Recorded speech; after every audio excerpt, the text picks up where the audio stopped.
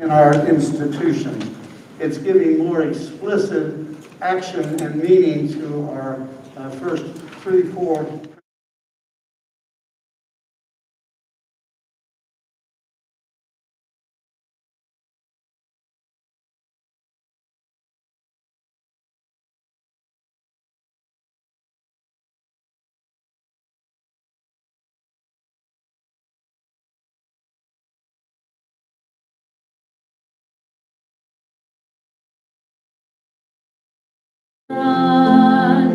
Circle for relief, circle for the planet, circle for each soul, for the children of our children. Keep the circle.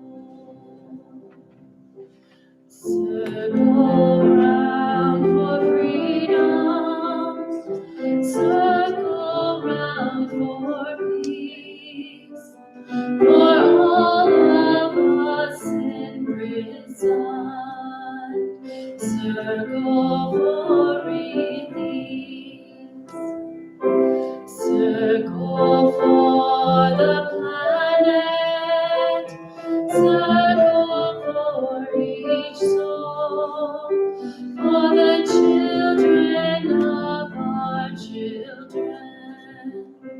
Keep the circle whole.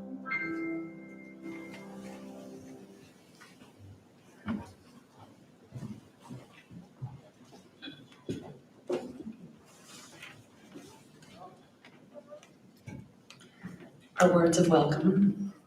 Whoever you are, whomever you love, however you express your identity, whatever your situation in life, whatever your experience of the holy, as you come seeking love, your presence here is a gift. Whether you are filled with sadness, overflowing with joy, needing to be alone with yourself, or eager to engage with others, all who welcome all are welcome here.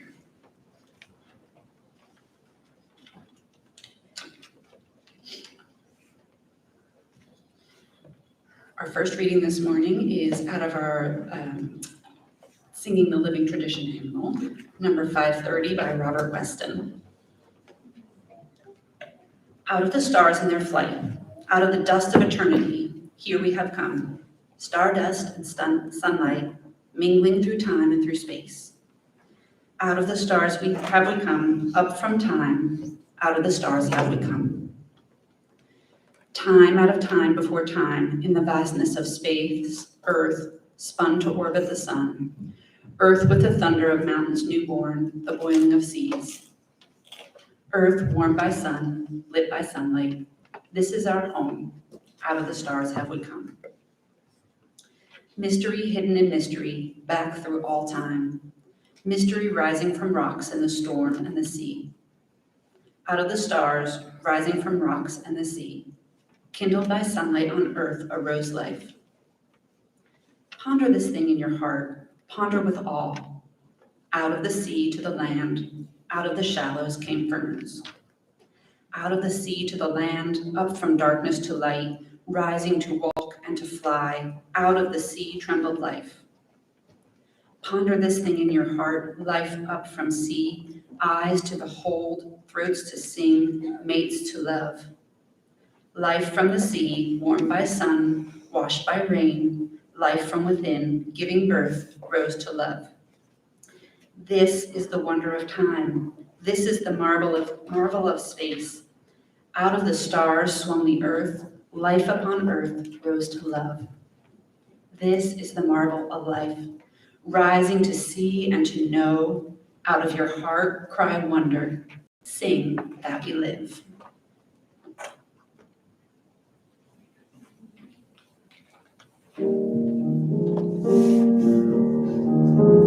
May the light we now kindle inspire us to use our lives to heal and not to harm, to help and not to hinder, to bless and not to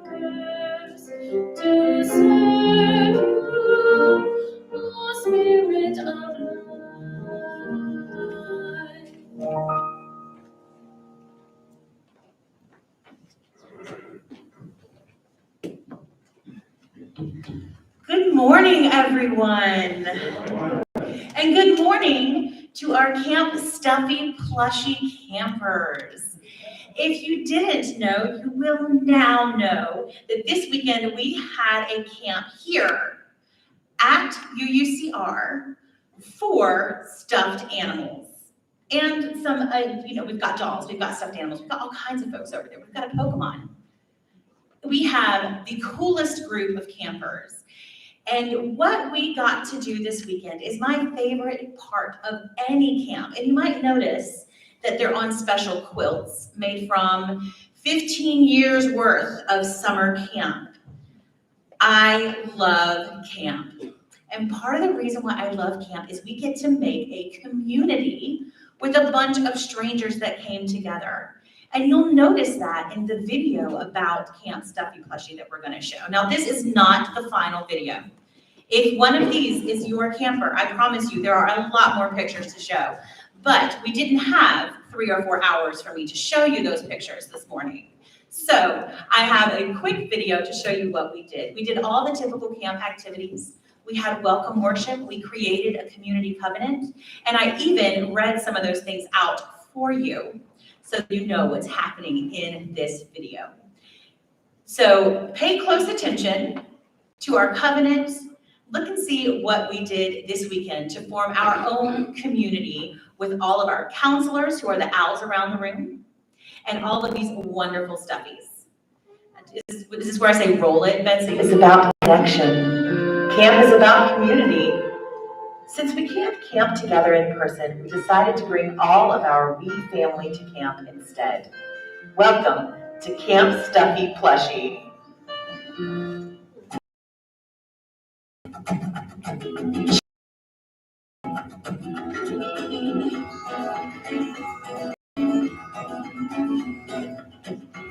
Quarantine pies and dinner at the Hoot Allen.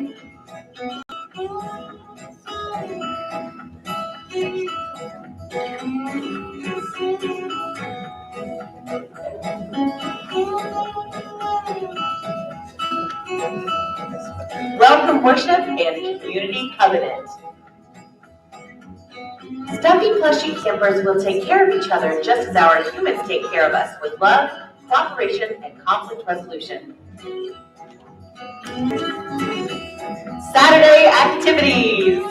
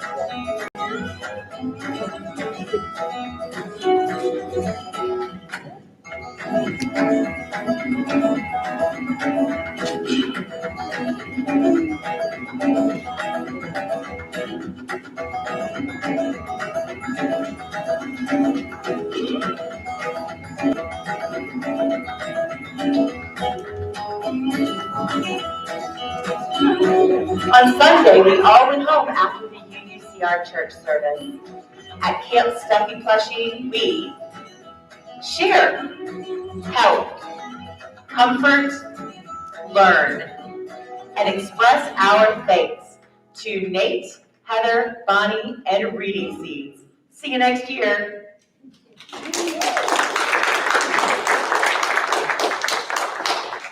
As we spend time in our community outside of Camp Stuffy Plushie, you may notice that some people are wearing their Camp Stuffy Plushie friendship bracelets. That's what they were working on in arts and crafts, and everybody gets their friendship bracelet. Ask somebody about their bracelet and ask them about the community that they are part of. Thank you.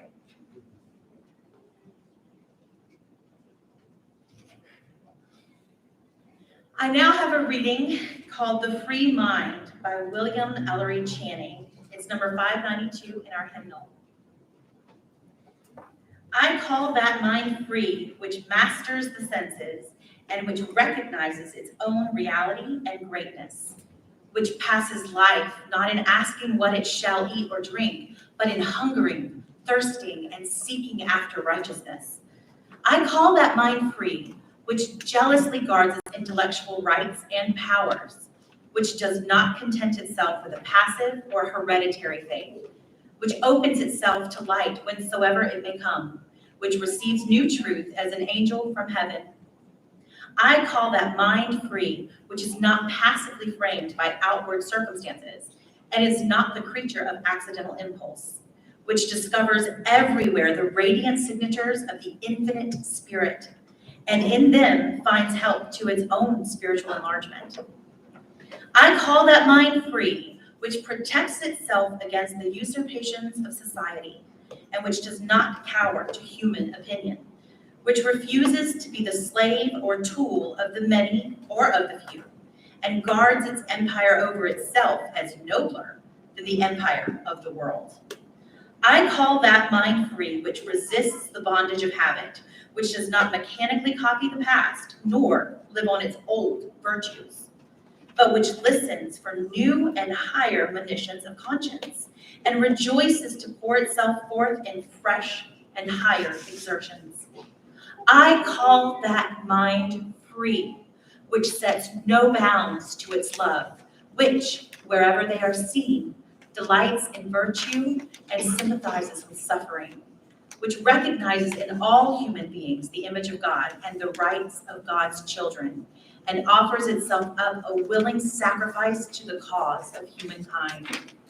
I call that mind free, which has cast off all fear but that of wrongdoing, and which no menace or peril can enthrall, which is calm in the midst of tumults, and possesses itself, though all else be lost.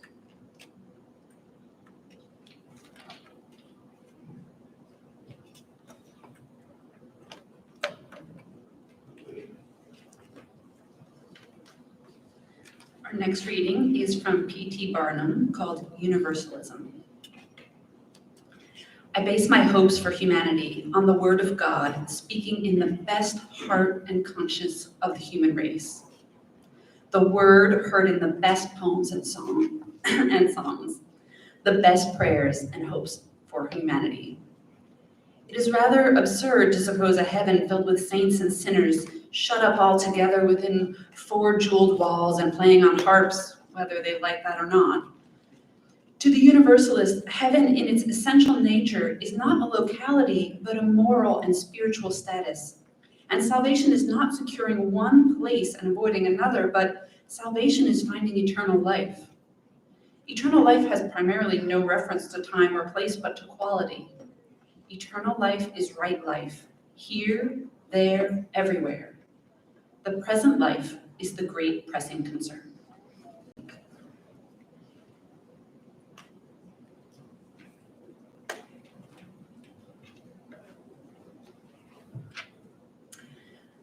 The work of this church requires the time, talent, and treasure of many people. As we collect today's offering, know that your generous gifts will go towards furthering the mission of our church. This is a piece by Tom Wiggins, sometimes known as Blind Tom Wiggins or Tom Bethune, who was a slave in Georgia and was piano prodigy.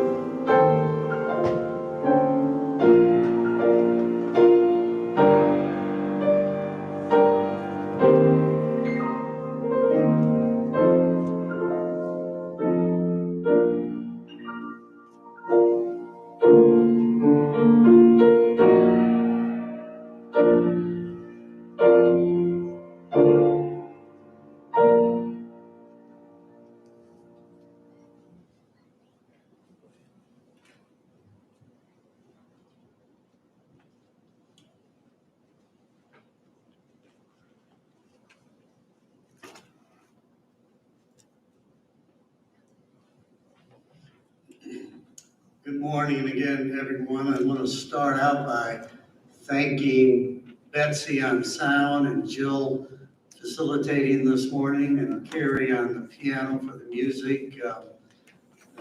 Their additions to every Sunday morning are always what make things work and make it happen. So we appreciate your contributions this morning.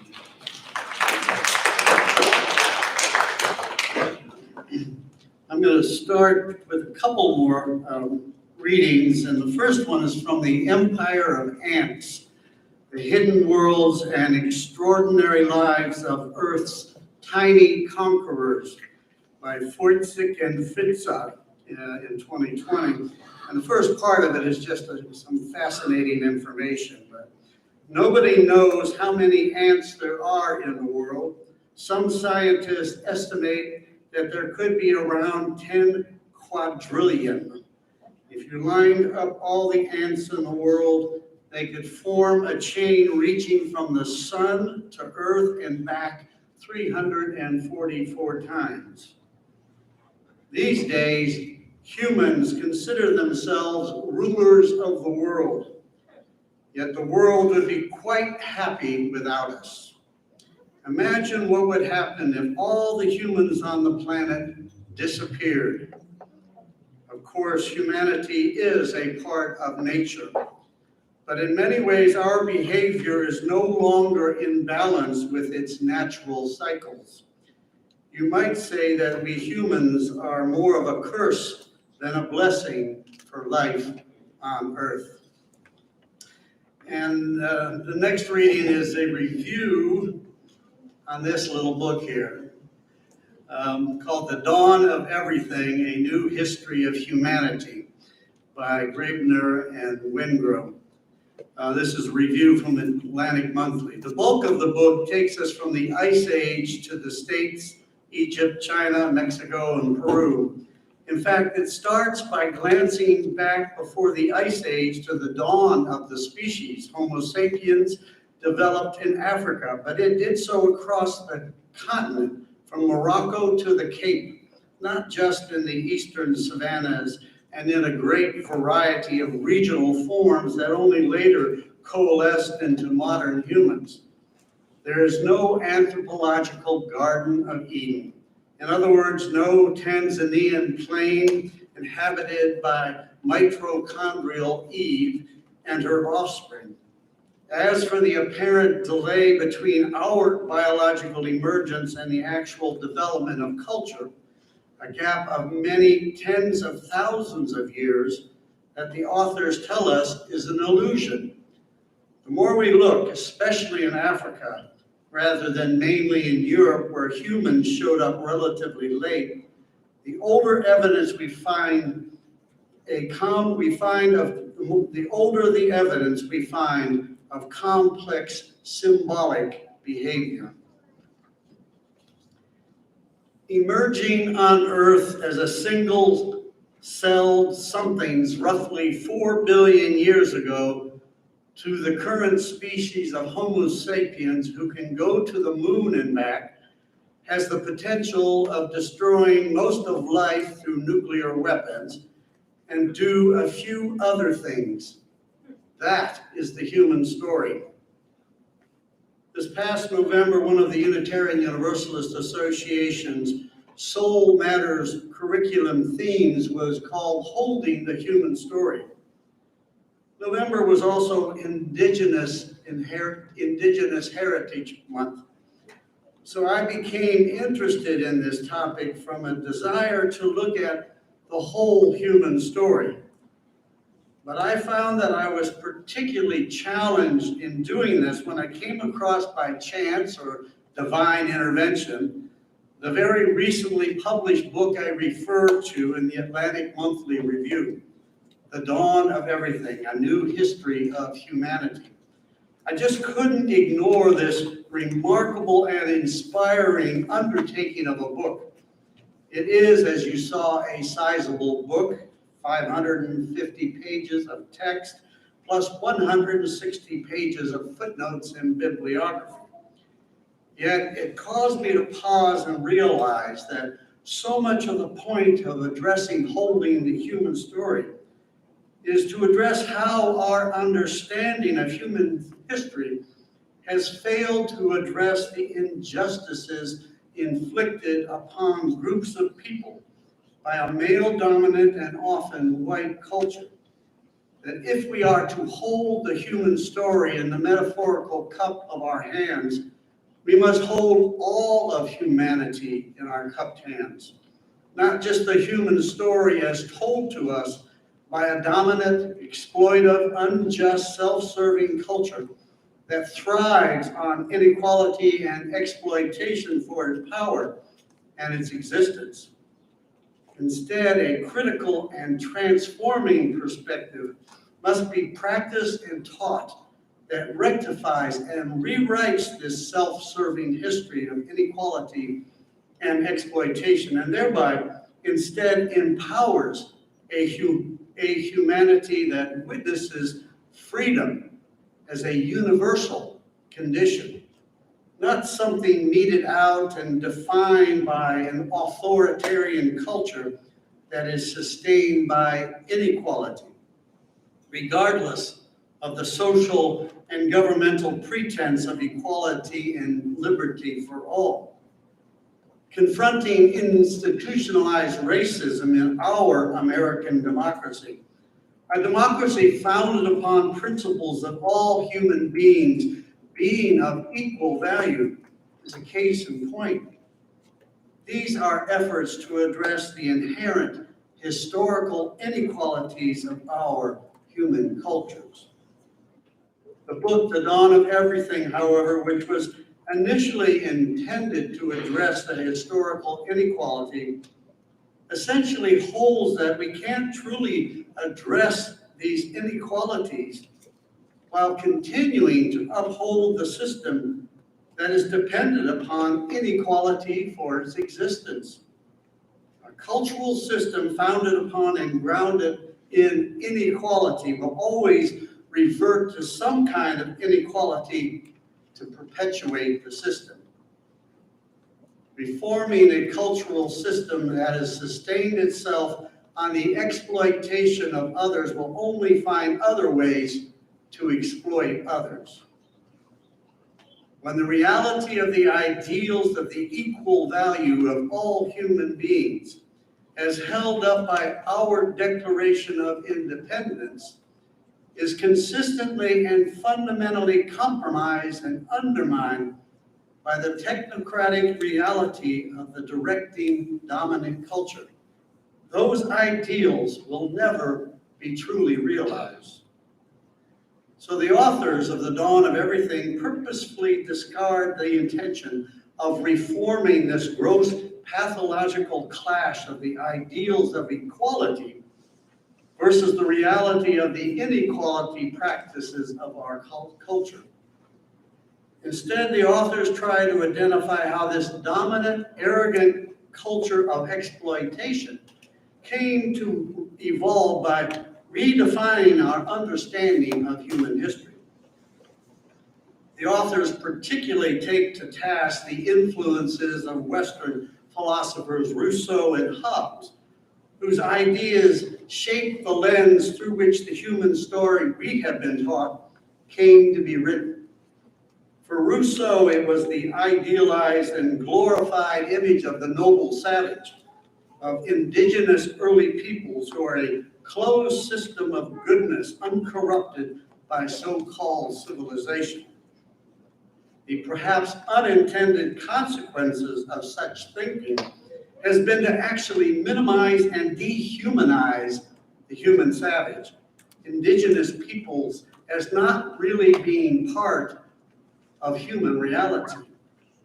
The authors liken this to treating indigenous peoples as sock puppets. While Hobbes' philosophy added to the image of the indigenous people as being reflective of humanity that is, quote, solitary, poor, nasty, brutish, and get this, short. Solitary, poor, nasty, brutish, and short.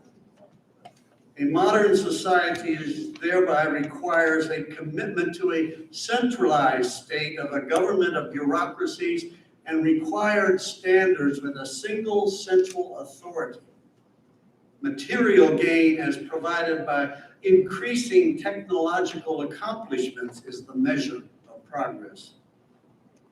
The authors hold out that this historical template designed by Rousseauian influence that boxed and labeled indigenous people and their cultures as separate from the collective human story, and the arrogant Hobbesian autocratic and technocratic flavored society became the map that has brought us to a current point, the current point of an incomparable human evolutionary crisis that we find ourselves in. What the authors are advocating is that a true knowledge of human history is one that is grounded in and includes the understanding of the creative, experimental, and multiple environmental and social contexts of early human societies, what the authors call the indigenous critique, that early human beings were already self-consciously experimenting with different social possibilities. The authors do this through an incredible investigation of anthropological and archaeological data while confronting and even refuting the established interpretations of human history that have shaped our dominant worldview. The authors very effectively, meaning through rigorous academic research, show that the multiple social experiments of indigenous early human cultures are a profound source of insight, information, and inspiration for not only the rewriting of human history, but for the recreation of what being human is all about, something that we need now if we are to survive as a species. The authors contend that we are stuck in what we think being human is, stuck in an idea as defined by the narrow, arrogant, original sin, technologically driven, aggressive culture shaped by the dismissive act of simplifying and thereby dehumanizing the made-up noble savage, in contrast to the enlightened modern human beings that further evolve as masters of the world. Instead, we, masters of the world, are being faced with an existential crisis never known by humanity, as highlighted by the excerpt from The Empire of the Ants.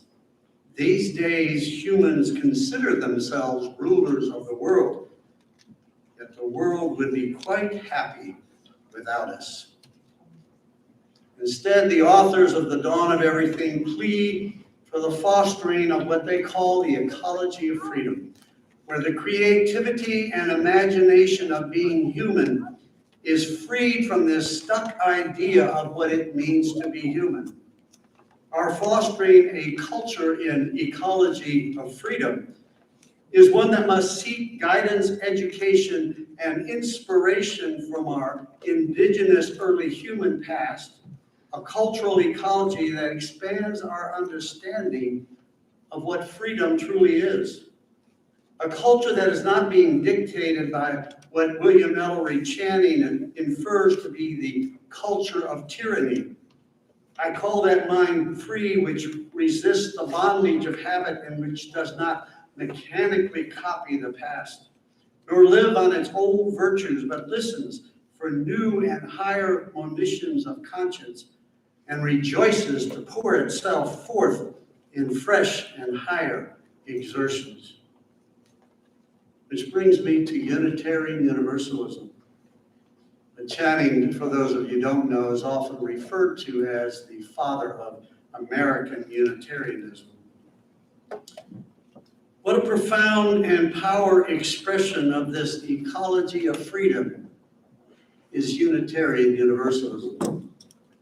Both Universalism and Unitarianism emerged out of denouncing and breaking away from the dominant and theological tyrannies of their days. Universalism gave freedom to the literal human soul in affirming within the Christian concept of salvation that salvation would be for all human beings, not just for the chosen few, that God loved all of his creation. As P.T. Barnum stated, universalism is the best heart and conscience of the human race. Unitarianism challenged the tyranny of the mind as imposed by the authoritarian interpretation of the Bible.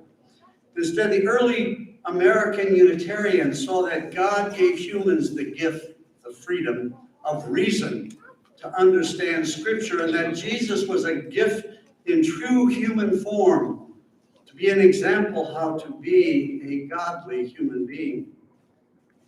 And then some of those Unitarians like Emerson, Fuller, and Parker expanded that to a transcendentalist understanding of the divine, the oversoul, being inherent in all of creation.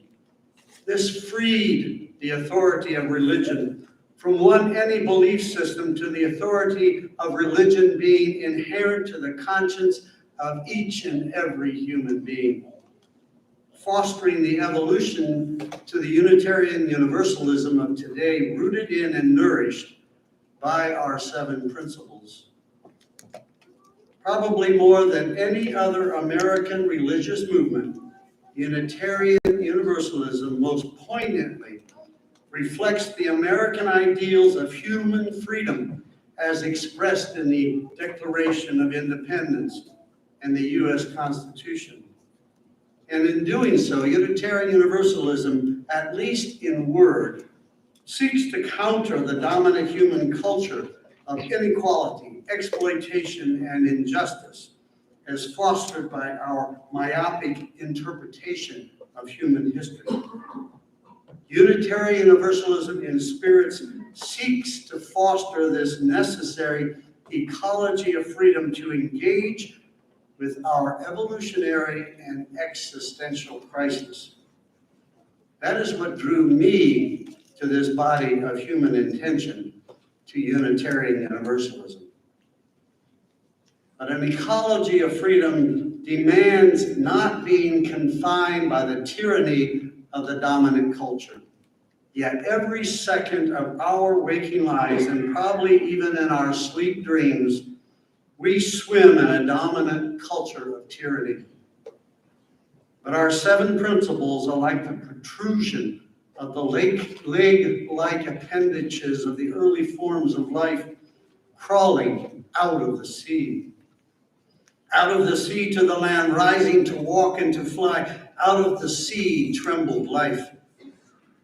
It is only in actually exercising, not just in reading or saying our 7 principles, as we do and when we have them in front of us.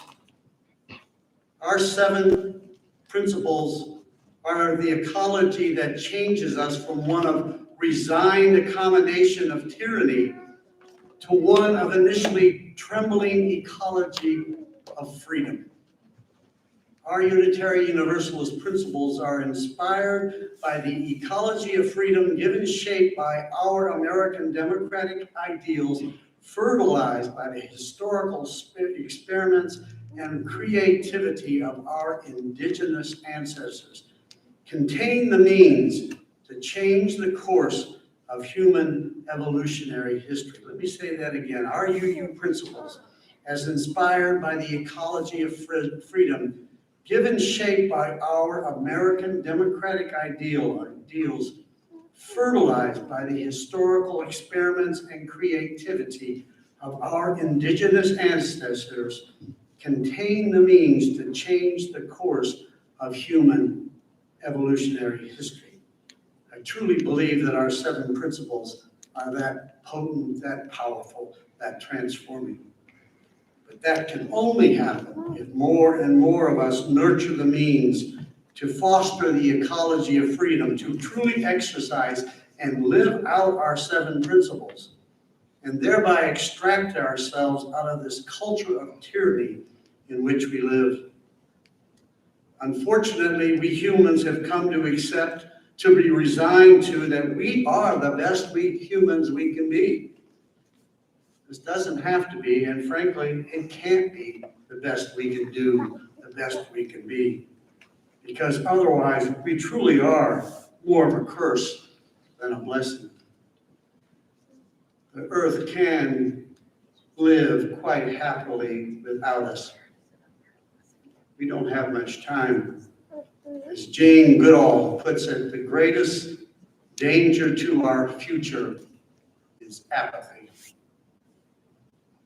And in that spirit, let me share with you this excerpt from The Spirit of the Earth, published in 1992 in Johns Hopkins University Press by, and get this, Calvin Luther Martin. That was his name. A once acclaimed mainstream historian at Rutgers University, whose perspective on history was profoundly changed by indigenous perspectives. It reads, "We stand in urgent need of a new center of historical consciousness, one that does not forget. History must bite the bullet and drastically redefine its context, its memory." But many will reply, "We can't go back." To which I reply, we never left. We never left our true, real context. Homo, as in Homo sapiens, is still here on this planet, abiding in our most fundamental and necessary nature by its fundamental and necessary terms. We left that context only in our fevered imagination. It all began as an act of imagination, an illusory image, most fundamentally an image of fear. And so the corrective process must likewise begin with an image. Let us relearn what hunter-gatherers knew to the core of their being, that this place and processes, even death, always takes care of us. That homo citizenship and Aaron rest not with any creed or state, but with that star's substance from which we have risen. May our principles give shape to the image of our trembling legs, emerging out of a culture of tyranny, the recreation of what being human is all about. Something that needs to be happening now if we are to survive as a species. 2022 is going to be a pivotal year determining the future of humanity, and I'm not saying a civil war is upon us. Do what we can to foster this critical transforming outcome of 2022. Individuals, corporations, and governments, and particularly corporations and governments, must stop shuffling the chairs on the Titanic and do what we must do. The future of the quality of life of humanity depends on it. Thank you.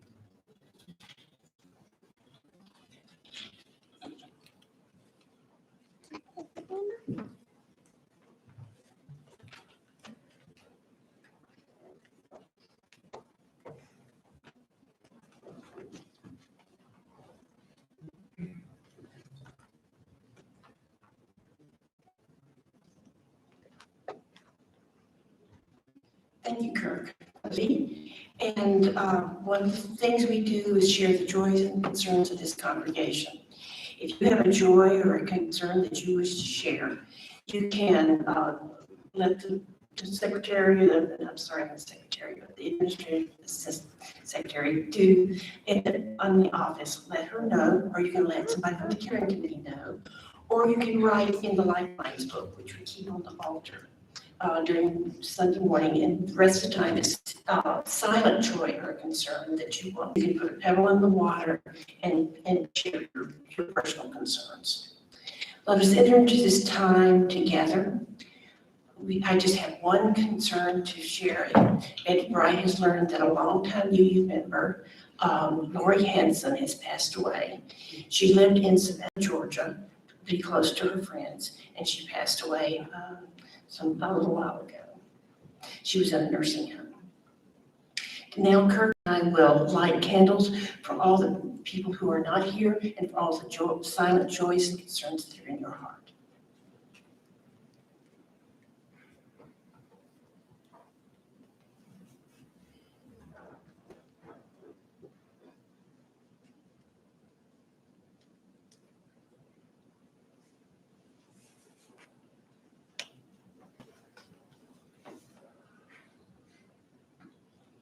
May our hearts be restored. Thank you.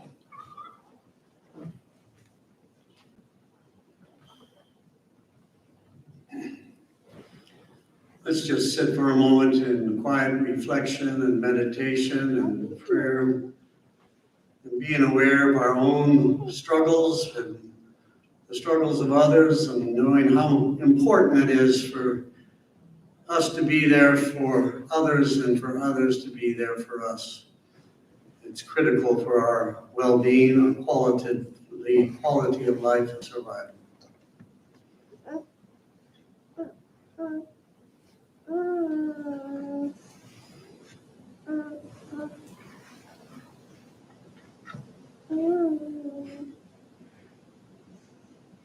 May I who live be true unto my being, one in my thoughts and my words and every deed. I was born free and ever-changing river is what I am, and neighbor, so are you. We have the power through laughter, love, and tears to face all fears and live forever free.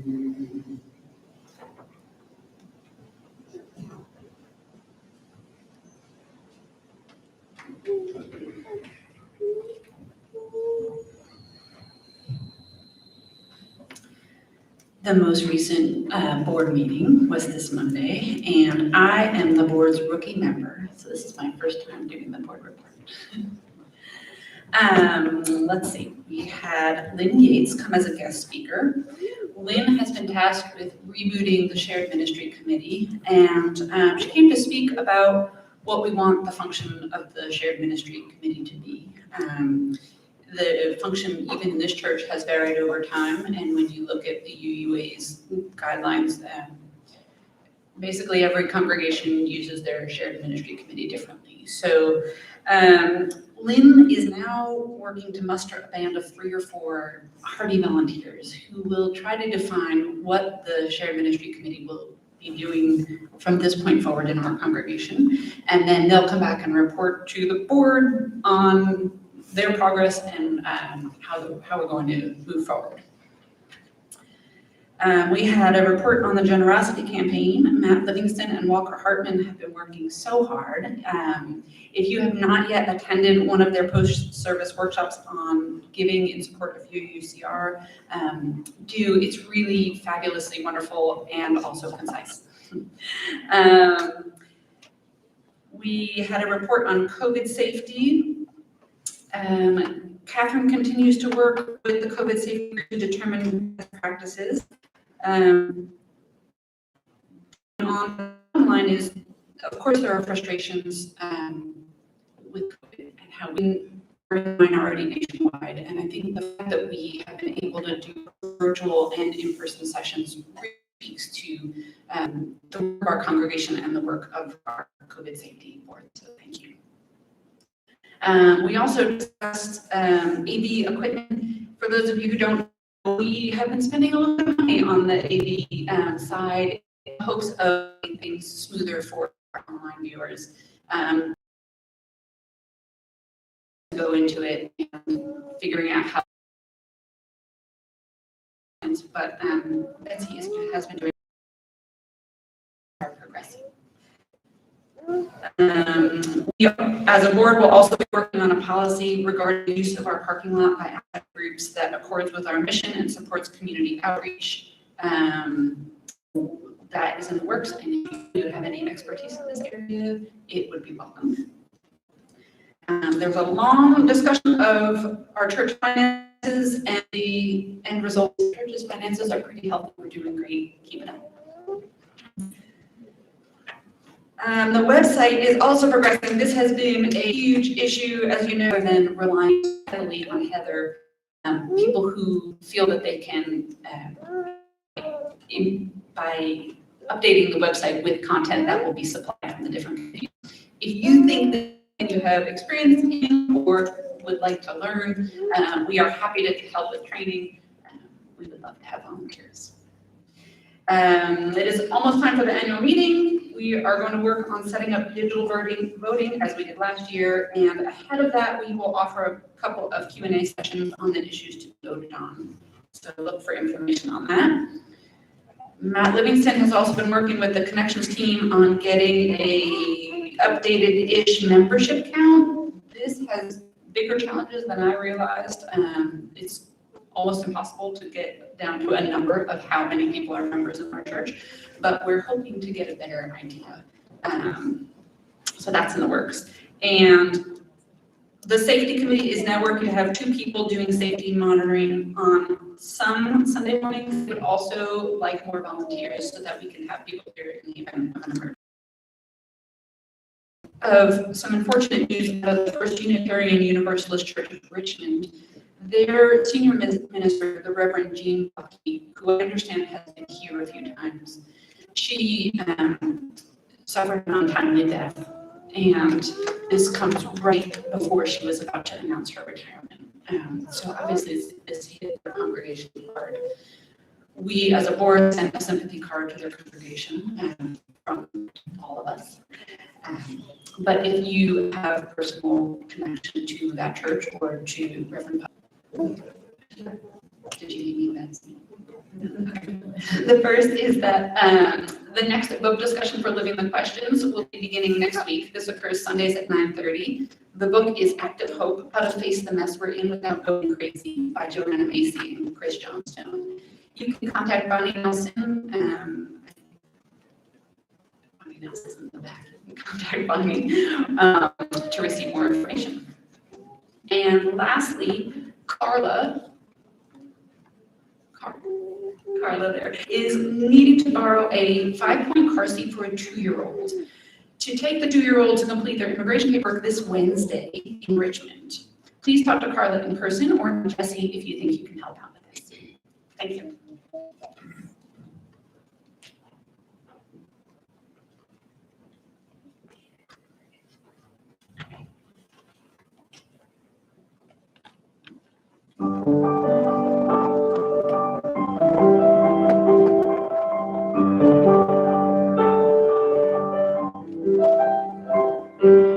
Though below me I feel no motion, standing on the mountains and plains, far away from the rolling river, still my dry land heart can say, I've been waiting all my life now, never a harbor or port have I known. The wide universe is the ocean I travel, and the earth is my blue boat home.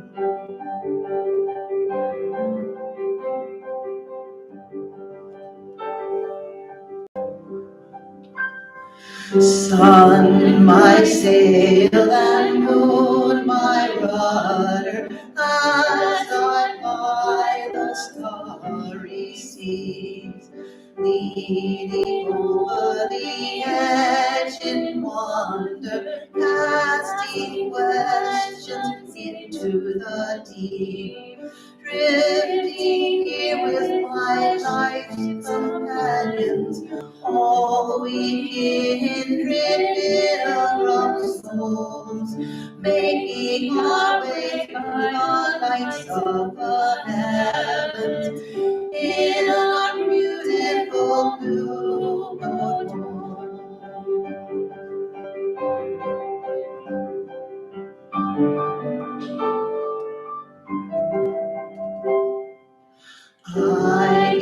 Thanks for the waves of holding me. Hail the great wind urging me on. Green the endless sea before me. Sing the sky my sailor's song. I was born upon the clouds. Never a harbor or port have I known. My universe is the ocean I travel, and the earth is my blue home. And the earth is my blue home.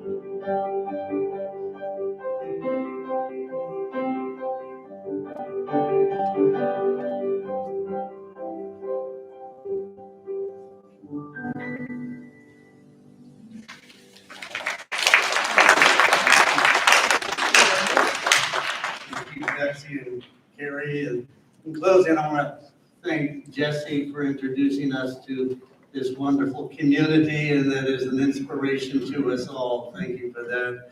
Let us leave here today with renewed in spirit, but mostly renewed in a sense of urgency, a sense of commitment to doing what you can to help participate in this civil war that we're facing in a way that is not violent, but one that is transforming.